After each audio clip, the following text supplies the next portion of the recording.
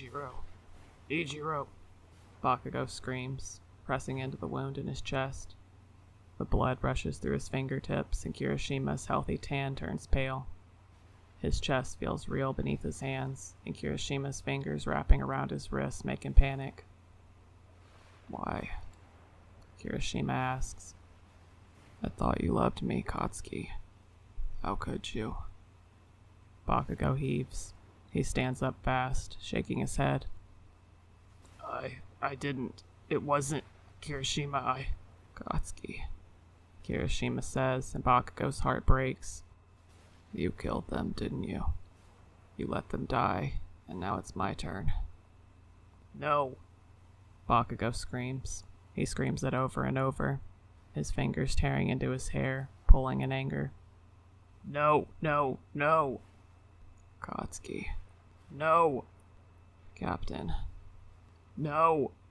"Captain." Bakugou chokes his words, suddenly aware of himself. Kirishima's hands are around his wrists, pulling them away from his head.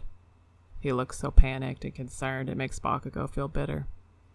He wasn't the one needing fucking protection when his dream self was out there killing Kirishima. Bakugou shakes his hands away.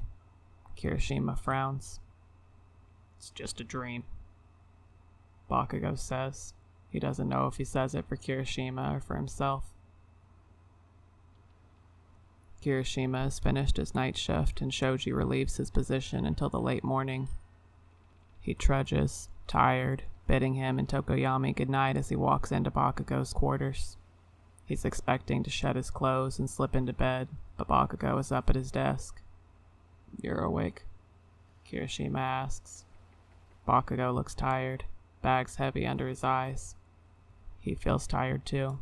When it's not Bakugou's nightmares waking him up, it's his own, slowly fading but startling enough. There's guilt on his heart about the life he took, though all in all, he's dealing with it much better than he expected. Either way, there's been a lot on his mind since then, what with figuring out his moral grounds all over again. "I have to talk to you," Bakugou says, his voice distant. Kirishima wonders if it's the tiredness or if there's something wrong. "Okay," Kirishima says. He clasps his hands behind his back and stretches his arms. Bakugou looks him up and down. "You should sleep in your own bunk." The words don't register at first. Kirishima opens his mouth, uncertain. Any thoughts he had fly from his mind, and he's left speechless. "I keep waking you up." "Oh," Kirishima says, relief flooding over him. He almost brings a hand over his heart. He walks over to Bakugou's desk to lean on it. He glances at his work. He's been practicing his writing. "Bakugou, it's okay, really. I just wish you weren't so bothered by them." Bakugou looks up at him, his face unreadable. It usually is unless he's angry, but Kirishima likes to think he knows him a little better now. "I promise," Kirishima says.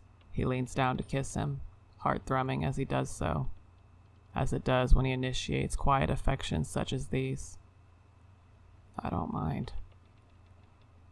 Bakugou sighs. He looks unconvinced, but he snuffs out the candle on his desk and takes Kirishima's hand. "All right, then." Kirishima makes sure to curl into him as he falls asleep. He thinks about the worry stone under Bakugou's pillow and how he hopes and prays that it would just work. Kirishima has kept it there despite the lack of change in Bakugou, holding on to the slim chance that the weak power it held would somehow ease Bakugou's mind.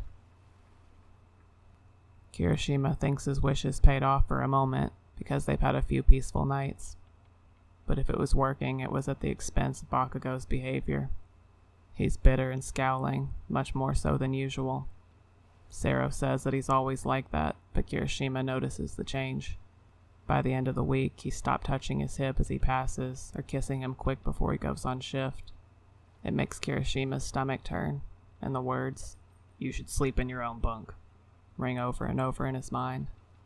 He leans his arm against the stair rail. He's sitting at the top as Mina steers, the stars of the night shining bright above them, leading their way. Monoma is lazing in the ropes just above them, supposed to be on lookout but too bored to be alone. Kirishima runs a hand over his face. Did Hagakure mess up what stone she gave him? Did he curse himself with his own worries? Stop sighing. It's annoying. Monoma drawls out. Kirishima looks up at him.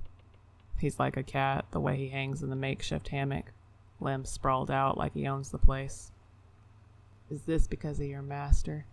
You know he gets bored of his toys, right? They get too loose and he needs to toss them aside. Monoma! Mina scolds him. You asshole.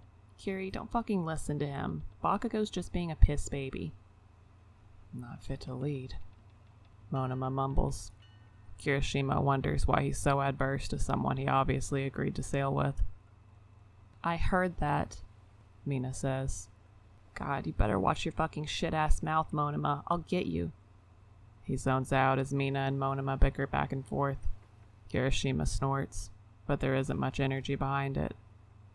He's heard handfuls of Bakugos past, so he knows he's a current partner that comes after a long, long list of those before. Was that it? Was he bored of him? Kirishima fidgets. They hadn't had sex since they got back from the tavern.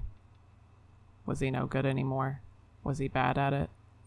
Did Bakugo hope for him to get better, but he just wasn't any good? Was he not tight enough anymore? Could that even happen? Kirishima blushes thinking about it, both embarrassed and ashamed. But maybe it wasn't even that. Maybe he wasn't contributing enough on the ship. Every job he could do, there was someone more appropriate for it, their expertise more impressive than his own.